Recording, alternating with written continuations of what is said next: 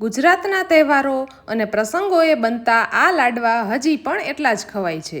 જો એકવાર આ રીતે બનાવશો તો એકદમ કંદોઈ જેવા જ પરફેક્ટ બનશે અને બજારમાંથી ક્યારેય નહીં લાવો. તો વિડીયોને એન્ડ સુધી જોતા રહેજો. તો સૌથી પહેલાં ચણાના કરકરા લોટને સારી રીતે ચાળી લઈએ. અહીંયા મેં 500 ગ્રામ લોટ લીધો છે અને આપણે જે મોહનથાળમાં લોટ યુઝ કરીએ એ જ લોટ લીધેલો છે. લોટ ચડાઈ જાય એટલે તેમાં 2 ચમચી ઘીનું મોણ એડ કરી દેવાનું છે. ચણાનો કરકરો લોટ ના હોય તો ઝીણા લોટનો ઉપયોગ પણ કરી શકાય છે, પણ જો બજાર જેવા જ લાડવાનું ટેક્સચર જોતું હોય તો કરકરા લોટનો જ ઉપયોગ કરવો.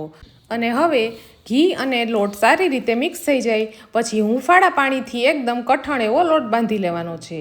પાણી આપણે થોડું થોડું જ એડ કરવાનું છે, કેમ કે ચણાના લોટમાં વધારે પાણીની જરૂર પડતી નથી. લોટનું ટેક્સચર તમે જોઈ શકો છો કેટલો કઠણ બંધાયો છે. જો લોટ ઢીલો હશે તો પીંડિયા તેલ વધારે પીવે છે. અને હવે આપણે હાથની મદદથી આ રીતે તેના નાના નાના પીંડિયા બનાવી લેવાના છે. તેલ ગરમ થાય ત્યાં સુધીમાં આપણે પીંડિયા વાળી લઈએ. પીંડિયા બની જાય અને તેલ આવી જાય એટલે ધીમો ગેસ કરીને એકદમ ક્રિસ્પી અને થોડા બ્રાઉન થાય ત્યાં સુધી આપણે પીંડિયાને તળી લેવાના છે. બજારમાંથી લાવીએ એના કરતાં ઘરના ચોખ્ખા તેલમાં બનાવેલી વસ્તુનો સ્વાદ જ કંઈક અલગ હોય છે. અને એમાં પણ જો બાળકોને ભાવતા હોય તો આ રીતે પરફેક્ટ માપ સાથે ઘરે બનાવવો એક હેલ્ધી ઓપ્શન છે. હવે પીંડિયા સરસ બ્રાઉન કલરના તળાઈ ગયા છે અને પીંડિયા પર જો આ રીતે ક્રેક દેખાય તો એનો મતલબ એ છે કે અંદર સુધી સારી રીતે તળાઈ ગયા છે. હવે ઠંડા થાય પછી આ રીતે હાથથી જ તેને ભૂકો કરી લેવાનો છે. થોડો ભૂકો થઈ જાય એટલે પછી આપણે એને મિક્સરમાં ક્રશ કરી લેવાનો છે.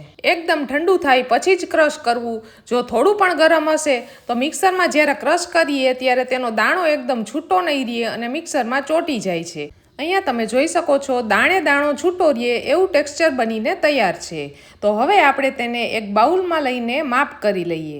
આ એક બાઉલ ભરીને લોટ છે એટલે એનાથી ઓછી ખાંડ લેવાની છે. એક બાઉલ લોટની સામે મેં 1/4 જેટલી ખાંડ લીધેલી છે. અને હવે એક જાડા તળિયાવાળું વાસણ લઈ અને એમાં આપણે ચાસણી બનાવવાની છે. ખાંડ ડૂબે એટલું પાણી એડ કરી દીધું છે.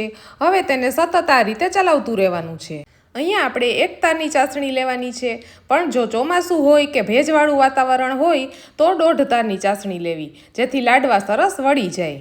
વરસાદ હોય અને જો 1 તારની ચાસણી લેશો તો લાડવા બરોબર નહીં વળે અને મિશ્રણ ઢીલું રહેશે. તો હવે ચાસણી આવે એટલે ગેસ બંધ કરી દેવાનો અને આપણે બધો જ લોટ એડ કરી દેવાનો છે. ઉપરથી થોડો એલચી અને જાયફળનો પાવડર એડ કરેલો છે અને આ મિશ્રણને સારી રીતે મિક્સ કરી દેવાનું છે.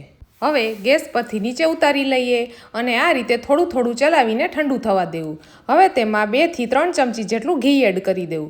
બજારમાં મળતા લાડવામાં ઘી એડ કરવામાં નથી આવતું, પણ આપણે ઘરે જો ઘી એડ કરીએ તો એનું ટેક્સચર અને શાઇનિંગ એકદમ સરસ આવે છે.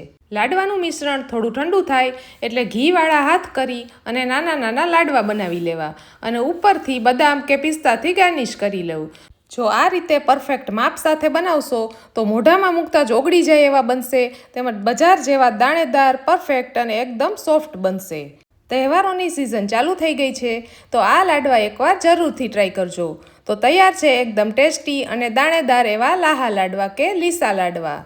જો તમને મારી આજની આ રેસીપી ગમી હોય તો લાઇક, શેર અને સબસ્ક્રાઈબ કરવાનું ભૂલતા નહીં. ફરી મળીશું એક નવી રસોઈ સાથે.